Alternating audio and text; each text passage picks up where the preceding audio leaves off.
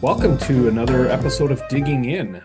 Digging In is really a Bible study that we do on a text, and I let you look over my shoulder as we study the text, and we do this together as a way of getting ready for an upcoming message here at Sunny Slope. And today we're going to be looking at a psalm. This psalm stands apart. It's one of only one or maybe two psalms where the psalmist is pouring out a complaint or a lament to God, and the psalm does not end with any kind of hope or trust. There are a lot of psalms of lament, but most of them end with at least some expression of trust that God will deliver. But this psalm does not, and so this psalm, in that sense, is probably, I think you could make a good strong case that it's the darkest psalm of all 150 psalms. So we're going to look at it because it is Lent, and we've been looking throughout Lent. We've been looking at the psalms that capture the human experience of sinfulness and brokenness. So I'm going to put this up on the screen, and then our first step, what we're going to do today, is try to break the text down so that we can follow the flow of thinking and the flow of thought. So the way that I do that is I try to keep one verb or one participle per line, and I try to show how each line relates to the next and to the one before it. And that gives us a good sense of the breakdown of what the text is. So we start off here, O Lord God of my salvation. That's an address. That's a vocative, or it's a form of address. I cry out day and night before you. One, and then a similar prayer, a similar line, let my prayer come before you. And then incline your ear to my cry. So those are really three ways of saying the same thing. It's sort of a parallelism in three lines. And now we get a reason. For my soul is full of troubles. And then the next line, my life draws near to Sheol. So Sheol being the place of the dead.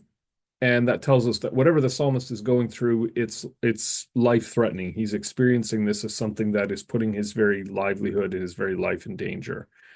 That idea continues. I am counted among those who go down to the pit.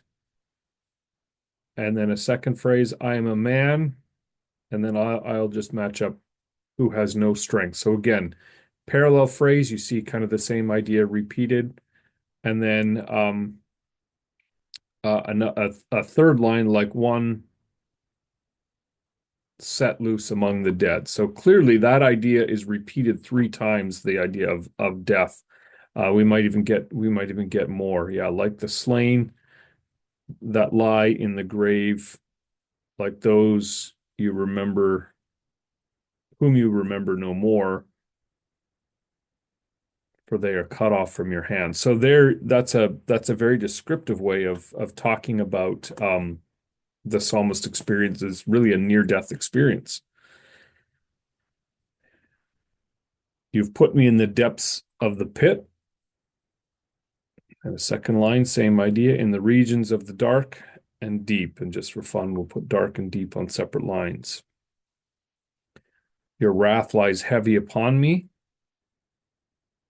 You overwhelm me with all your waves. So I noticed right away, and we'll come back to this more in the next part of our study, but I noticed this section here really deals with what the psalmist is expressing. It's I, right? I cry out, let my prayer, my soul, my life, I am. And now down here, we're turning the form of address to God. We're talking about what God has done. You have put me in the depths of the pit. And you notice, I wonder a little bit, there's pit and pit. So I'm counted among those who've gone down to the pit, and you're the one who's done it. That's sort of the pattern or the idea that begins to emerge. Your wrath lies heavy on me. You overwhelm me with all of your waves. You've caused my companions to shun me. You have made me a horror to them. I am shut in so that I cannot escape. My eyes grow dim through sorrow. So you see how we're doing it. I'm doing this kind of quickly, but essentially the way that it's working is one verb per line. That's probably the easiest way to start doing this. That assures you that you're breaking it down phrase by phrase, and then try to match up how does this verb or how does this phrase match or fit with the one before and after. Every day I call upon you, and I always like to match up, if you see the same word repeated, if it's possible, match it with the one before. I spread out my hands to you. And now we come to a question. Do you work wonders for the dead? Actually, it's a series of questions. Do the departed rise up to praise you? Is your steadfast love declared in the grave? And then I really like this parallelism, even though it's kind of dark in some ways. Is your faithfulness in Abaddon? We don't know what that is. Well, we might, but if you don't, we'll kind of single that word out. We'll come back to it a little bit later, figure out what it means.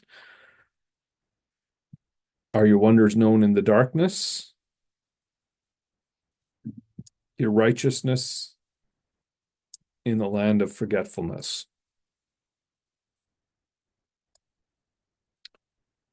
But I, O Lord, cry to you in the morning. Now the psalmist is back to what he's doing. What is his action? And he's actually expressing, in some ways, it's a, for lack of better terms, it's a frustration because he's, as much as he's experiencing this, now we actually hear that he's praying, he's crying out to God, and that's part of the problem because it doesn't seem he's getting the answer he's looking for. My prayer comes before you.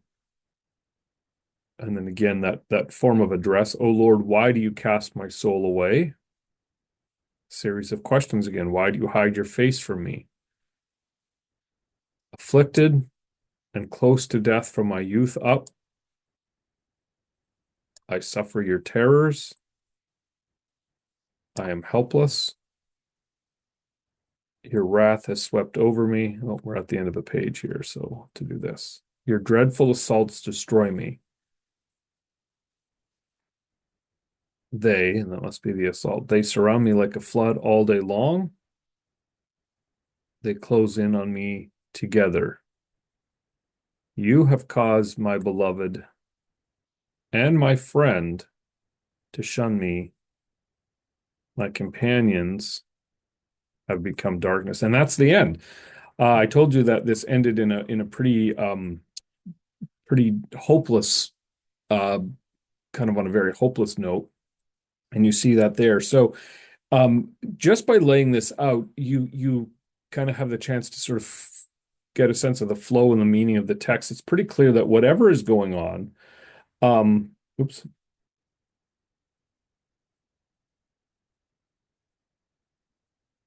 Whatever is going on, it's a very dark, painful, lonely place. And number one, the psalmist puts the blame on God.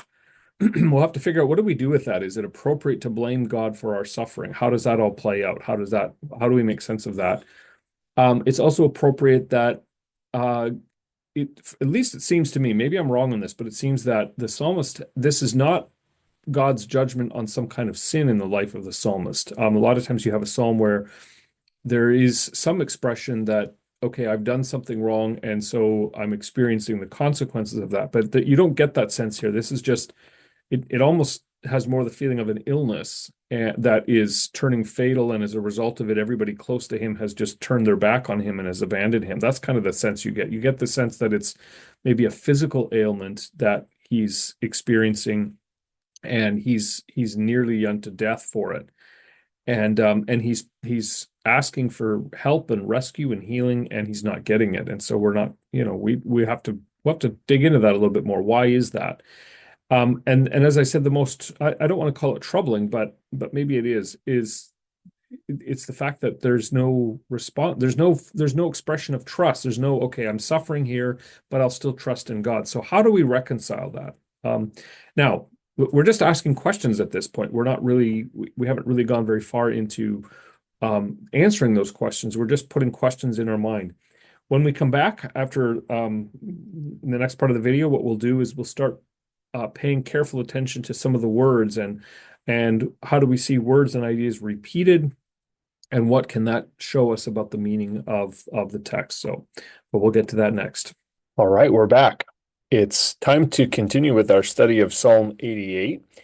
We've already taken the time to break the whole psalm down into all of its individual phrases and lines, and that always gives us a good idea of the overall flow of thought in the text. The next thing that we do is we start to pay attention to how the language is used, how the different words are used, what words are repeated, and what significance that might have, as well as grammatical details like first person versus third person, all those kinds of questions. So let's pull up the text again. Let's put the text in front of us, and we're going to get started here. All right, you should be able to see the screen here, and I'm going to just, even though it's part of the text, we're going to just, we're not going to pay much attention to the ascription for our purposes here today. One of the things that I noticed when I was going through the text is the alternating between first person and second person. So let me show you what I mean just by way of a highlight. That's going to be the easiest way. So we start off, oops, didn't mean to do that. Can erase that. We start off, let's we start off by looking at let's look at the first person here. I cry out, my prayer, my cry. I'll come back to the second person there in a second. My soul, my life, um, and then, well, let's do it this way. A little further down, I. Now when we go, we can use a different color and we'll highlight the second person. You. Uh, I went through it and I missed a whole bunch of them because there's so many of them. But your wrath, you overwhelm me. You have made me. Now, see, I told you we'd miss some. My companions, you've made me, me, me. Oops. Oh, you know what? I think I accidentally switched something there. There we go. Um, put me, and yeah, there's probably more. I already see a couple more you. We can just quick highlight here. Your hand. You remember. Yeah. Now, why that matters, I think, is because it shows an alternating between first person and second person in terms of the subject and object relationship. Now, all I mean by that, that sounds more technical and complicated than it really is. It just means that um, there's this change. Here, the psalmist is speaking about himself and his experience. He's the subject. And he's expressing his experience. He's describing his experience. Oops. It's his near-death experience. And I'll show you how we come to that in just a minute. I think we got to move our there we go. I think that's better. He's describing his near-death experience, but then now he alternates. Now he's speaking and he's addressing God. And we know that because the subject changes from I to you. So now it's the psalmist is speaking to God about himself, whereas here he's speaking about himself to God. So you can kind of see the difference. So here, and some of the language you'll see, I'll just highlight it here for you. Some of the language I'll show you if we look at let's get our highlighter out. If you see the language of pit and pit down there. Um, Essentially what the psalmist is doing is he's placing blame at God's feet. He's actually, oops, let's go to, he's telling God that it's God's fault. the experience that he's having here in this first part is God's responsibility. You have done this. You've put me, your wrath, you overwhelm me, you've caused me, you've made me a horror to them. So that's a pretty, I dare say, serious charge or a serious accusation against God. Um, so what sense do we make of that? Well, first of all, we're going to tuck that question away. I think it's best not to try to come to too many conclusions right at this present moment. But let's keep going a little bit more with this. Let's see if we can understand the psalmist's experience a little bit more. I kind of said this is a near-death experience. So let's tease that out just a little bit. How do we know that? Well, um, he uses language throughout. He uses the word Sheol. He uses dead. He uses grave. We already looked at the word pit. That's often a euphemism for death. And so, essentially, the psalmist, and you can, yeah, you can kind of, well, you can kind of see, well, we'll come to that in a minute, but you can kind of see that the psalmist's experience is, it's clear he's going through some kind of experience, something that is taking him close to the brink of death and the grave itself. There's more we could say probably about all of this, but we're going to move on in the psalm just a little bit. And so we'll come right here. The second part of the psalm, let's go back again and look at those alternating, whoops, those alternating pronouns. So if we start with, you have put me, your wrath, you overwhelm me, you have caused me, you've made me a horror. And then we go down, do you to praise you, your steadfastness, your faithfulness, your wonders, your righteousness.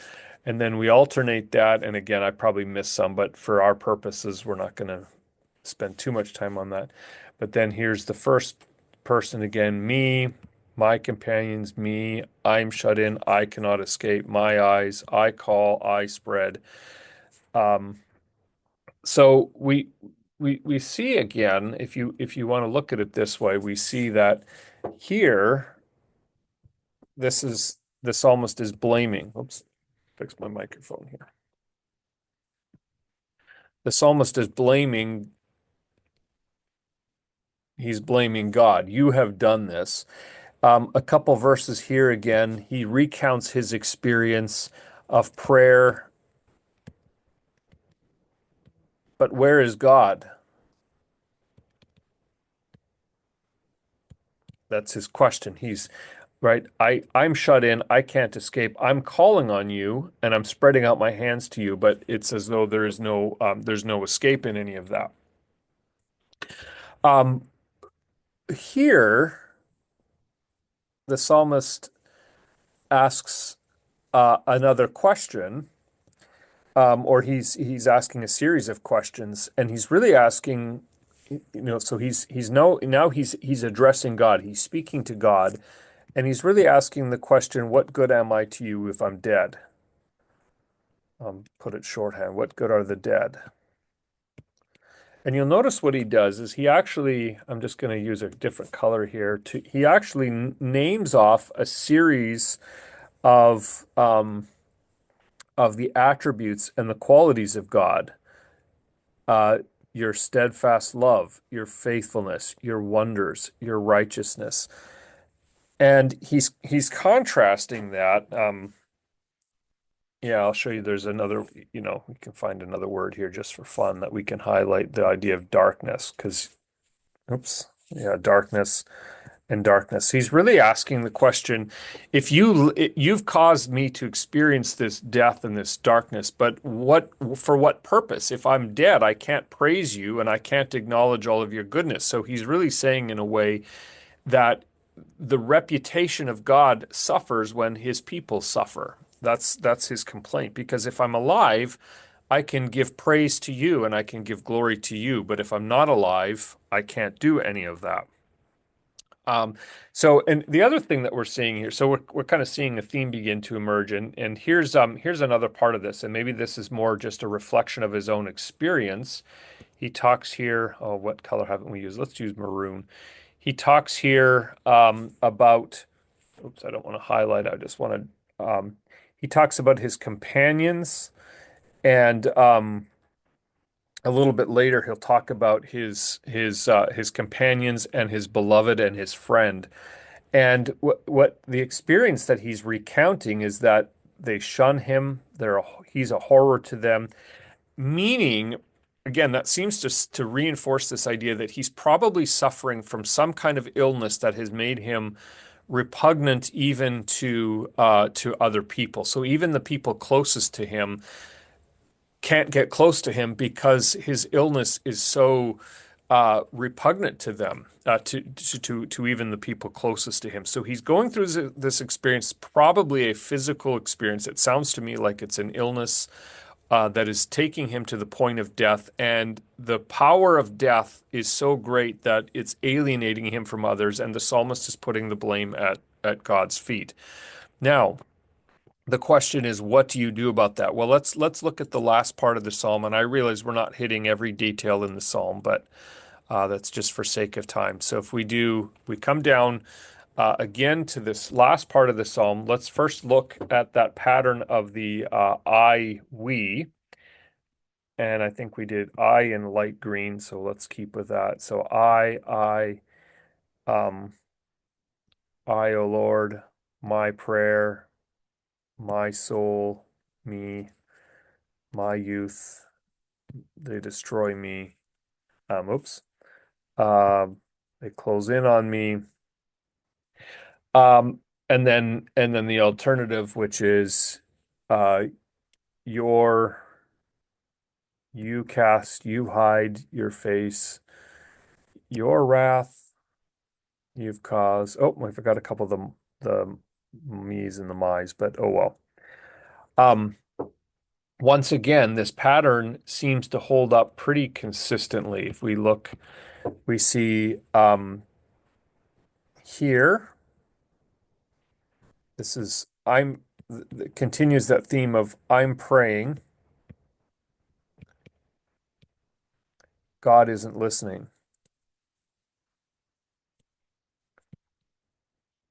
That's his experience. God is hiding his face from me, and I'm suffering because of it. And then he returns here and he concludes the psalm with another you. You have done this. So what have we seen so far? We've seen, and there's more that we could say. I'm not hitting on every single word that's been repeated. You will notice again, here's where we come to maybe I'll quick just point this out. We come to, friend and companions, um, and beloved, which maybe is even a spouse. Um, what does all of this say? Well, the main point that we've heard is number one, this is a psalm that expresses the human experience to God in prayer when a person has come to a point of life and death, and it seems that their very life is slipping away. That's number one. Number two is it seems that the psalmist is holding God responsible, and he's crying out to God with that anguish of recognizing that God is responsible for this and for all of the consequences that flow from that. In other words, his friends and his companions and maybe even his wife has abandoned him. Um, so he's suffering. God is responsible for it. Um, he's calling on God to act in order to preserve God's name, God's glory, because dead people can't praise God. Now, one thing about this psalm is unique from every other psalm. I don't think there are any other psalms. Maybe I mentioned this already in the earlier part of the video. And that is that this psalm does not end with any kind of commitment to trust. It does not end with any sort of happy ending. Many psalms lament and express extreme pain and anguish to God. However, with the exception of this one, they end on a note of confidence in God, or a note in which they kind of revisit the psalm and add in a last paragraph that describes God's deliverance. This one doesn't have that. And so in this sense, this psalm is one of the most somber of all psalms. And I don't know the reason for that. Maybe it's possible. I don't know. I'm just speculating, but it's possible the psalmist who wrote this actually died from his illness. Maybe that is what happened. So we have to ask the question, how do we deal with that? What sense do we make of that? And we'll get into that. I'm not going to answer that here because I'm only speculating at this point. We've done some good in-depth study that's kind of teased out some of the main meaning of this text. We haven't really, we're going to go another layer deep, and that's where we spend some time reading and reflecting. We maybe take a look at some commentaries, and then we try to connect it to the question. What does this tell us about God's redemptive action? How do we see God's rescue plan? That's a little harder to see here because it's not written in the text. But we can always look towards the bigger question. How does God rescue people in this situation? What is in the narrative of the whole Bible, what is God's answer? And then we'll look at how does that actually connect with us today? All right, thanks for watching. We'll see you next time on Digging In.